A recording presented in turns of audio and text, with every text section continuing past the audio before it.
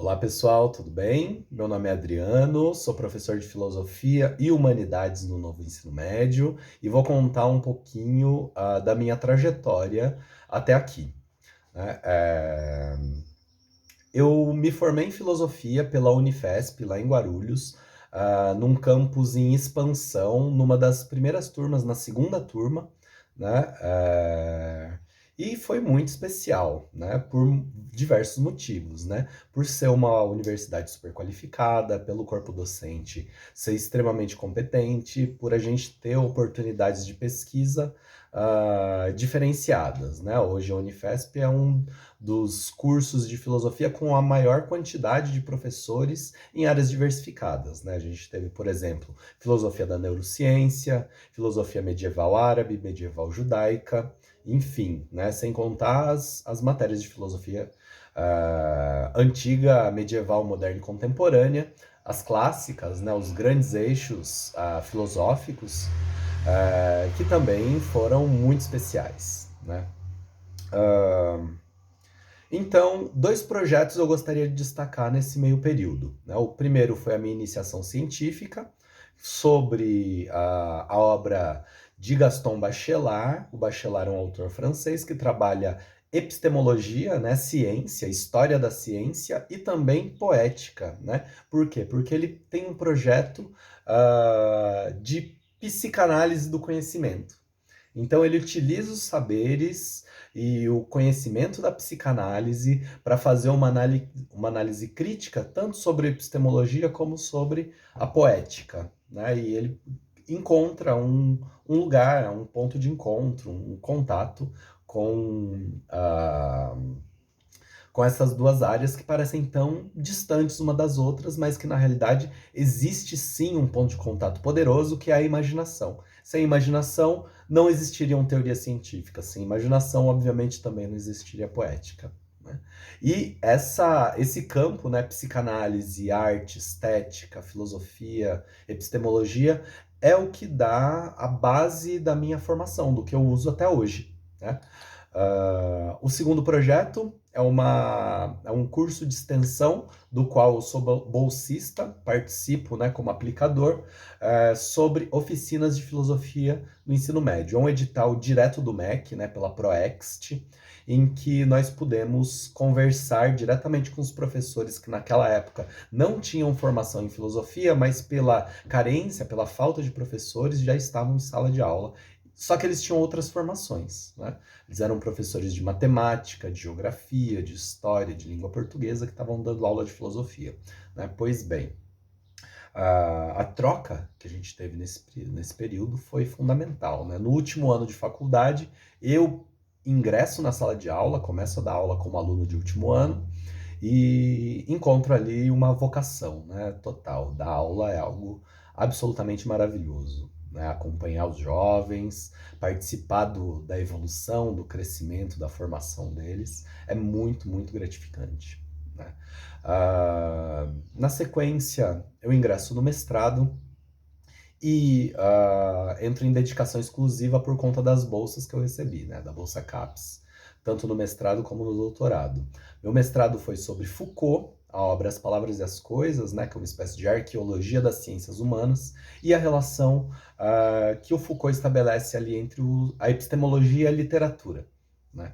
Então, mais uma vez, trabalhando, né, um tema lá que também veio, que eu já vinha trabalhando desde da iniciação científica, né? No doutorado, eu começo a estudar um autor mais difícil, pouco explorado no Brasil, que é o Maurice Blanchot, né? E o Blanchot, ele vai possibilitar para mim a compreensão de determinados conceitos de Gilles Deleuze. Eu participo do grupo de estudos da filosofia da diferença, onde a gente lê Deleuze, Foucault e outros autores, desde 2012. E Deleuze é uma paixão, né? Deleuze é um autor fenomenal, extraordinário, e que a gente ainda está tentando compreender algumas coisas que ele escreveu. Bom, Blanchot me possibilita alguma compreensão sobre a relação, sobre o aprofundamento entre filosofia, literatura, estética e psicanálise, e isso me possibilita um estágio no exterior, onde eu fui para Paris 4, né, a famosa Sorbonne, né, no Departamento de Letras Modernas, trabalhar justamente a obra do Blanchot, né? Na França, o Blanchot ele é mais difundido, né? Ele tem lá uma importância grande, sobretudo junto à comunidade judaica, né? E eu tive essa oportunidade não só de estudar na Paris 4, mas de acompanhar cursos em Nanterre, no Colégio Internacional de Filosofia, né? E, enfim, né? Volto para o Brasil, começo a escrever a minha tese e produzo uma tese sobre a ideia de tempo e espaço para Blanchot, como isso afeta, né, o pensamento de Deleuze. Bom, concluindo o meu doutorado, eu volto para a sala de aula, começo a dar aula novamente, né? E entro como tutor EAD da Universidade Aberta do Brasil, né? A UAB. Então, o curso era uma pós-graduação, lato sensu, né? Portanto, uma especialização em ensino de filosofia no ensino médio, no âmbito da Unifesp, né? Porque a Universidade Aberta do Brasil é uma iniciativa federal, né, em convênio com as universidades federais. E os professores da Unifesp elaboraram esse curso EAD, no qual nós administrávamos, né? Nós fazíamos revisões, fazíamos as reuniões, instruíamos os alunos, avaliávamos, fazíamos buscativa, porque isso aconteceu também no meio da pandemia, né? E participamos das bancas de TCC, né? Esse é o motivo pelo qual eu considero essa experiência de tutoria como uma experiência docente, né?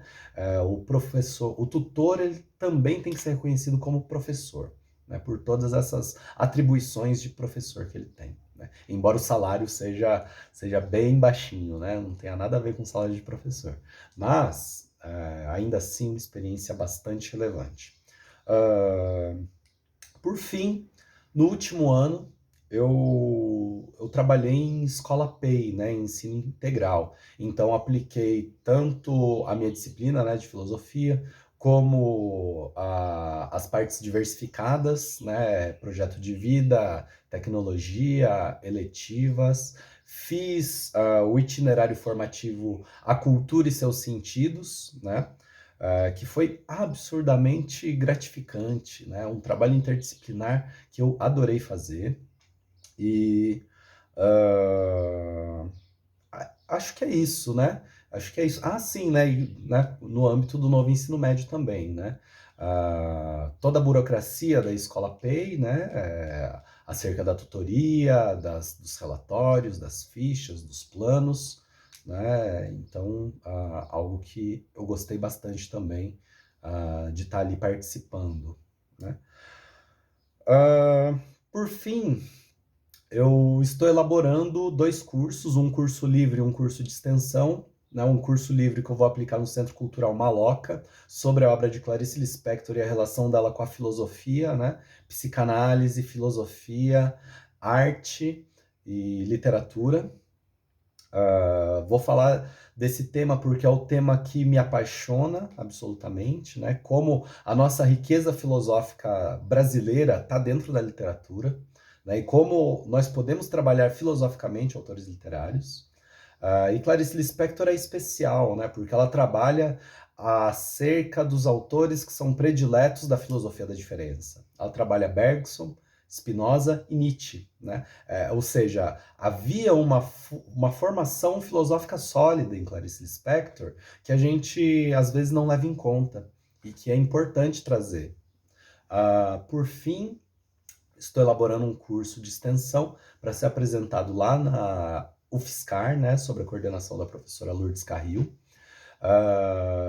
E ela vai tratar sobre geofilosofia e esquizoanálise na obra de Deleuze e Guattari, né? Vamos tentar entender um pouco as características da filosofia política de Deleuze e Guattari. E é isso, gente. Esse é o meu relato, tá bom? Um abraço